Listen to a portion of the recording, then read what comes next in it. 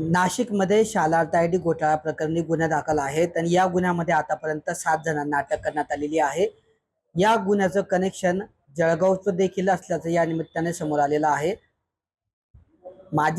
जळगावमध्ये असलेले माजी शिक्षणाधिकारी शशिकांत हिंगोनेकर यांना या प्रकरणात अटक झाली आणि त्यांच्या अटकेनंतर काही तासातच जळगावातले मोठे शिक्षण संस्था चालक तसेच भाजपचे पदाधिकारी जे आहेत सुनील गरुड यांना देखील नाशिकच्या पोलिसांनी अटक केली आणि या अटकेनंतर आता जळगावचं जे माध्यमिक शिक्षण विभागाचं कार्यालय आहे या ठिकाणी मोठा शुकशुकाट पाहायला मिळतं आहे।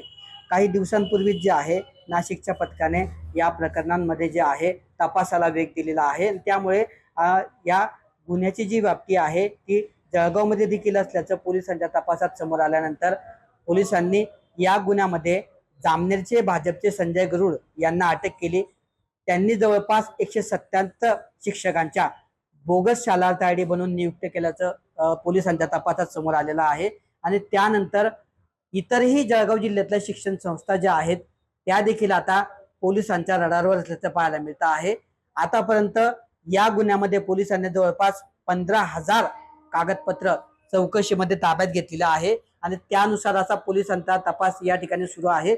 उत्तर महाराष्ट्रात धुळे असेल, नंदुरबार असेल, जळगाव असेल या जिल्ह्यांमधून जे आहे तपासात समोर येणाऱ्या बाबीनंतर कागदपत्रांच्या चौकशीनंतर एकेकाला या ठिकाणी अटक केली जाते आहे आणि आता नुकतीच 2 दिवसापूर्वी जे आहेत जळगाव जिल्ह्यातले मोठे शिक्षण संस्था चालक सुनील गरुड की ज्यांच्या 15 ते 20 शिक्षण संस्था आहेत, महाविद्यालय आहेत, त्यांना या ठिकाणी पोलिसांनी अटक केली। त्यांनी जवळपास 177 शालार्थ आयडी बोगस बनवून शिक्षकांना नियुक्ती केल्याचा पोलिसांना संशय असून त्या दृष्टीने पोलिसांचा तपास या ठिकाणी सुरू आहे आणि त्यानंतर आता इतरही जळगाव जिल्ह्यातले 10 संस्था चालक हे पोलिसांच्या रडारवर असल्याची माहिती असून हे संस्था चालक जे आहेत जळगाव शहरातून नॉट रिचेबल तसेच फरार झालेले आहेत।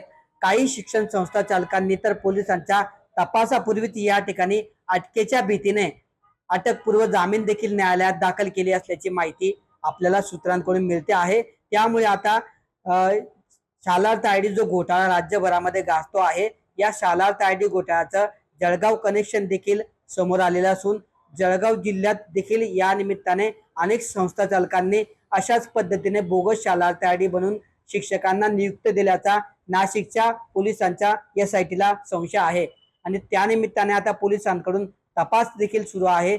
यामध्ये शिक्षण विभागातले अनेक मोठे अधिकारी तसेच शिक्षक विभागाच्या वेतन पथकातील देखील कर्मचाऱ्यांचा सहभाग असल्याचा पोलिसांना संशय आहे आणि त्या दृष्टीने आता पोलिसांचा तपास सुरू असून या घोटाळ्याच्या निमित्ताने जळगाव जिल्ह्यामध्ये देखील मोठी खळबळ उडाली असून शिक्षण संस्था चालक असतील किंवा शिक्षण विभाग असतील या ठिकाणी मोठा शुकशुकाट या निमित्ताने पाहायला मिळत आहे। तर अनेक संस्था चालकांनी देखील कर्मचाऱ्यांनी या कारवाईची जी आहे भीती जळगाव जिल्ह्यामध्ये घेतल्याचं पाहायला मिळत आहे। नेमका आता पुढच्या काळामध्ये पोलिसांचा तपास कशा पद्धतीने होतो आणि यात आणखी कुणाकुणाला अटक केली जाते हे पाहणं महत्त्वाचं असणार आहे।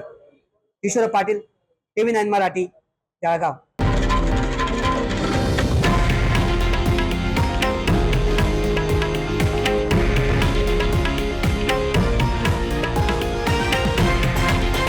हे आहे देशातील नंबर 1 न्यूज नेटवर्क आणि आपण पाहत आहात TV9 मराठी, एकमेव।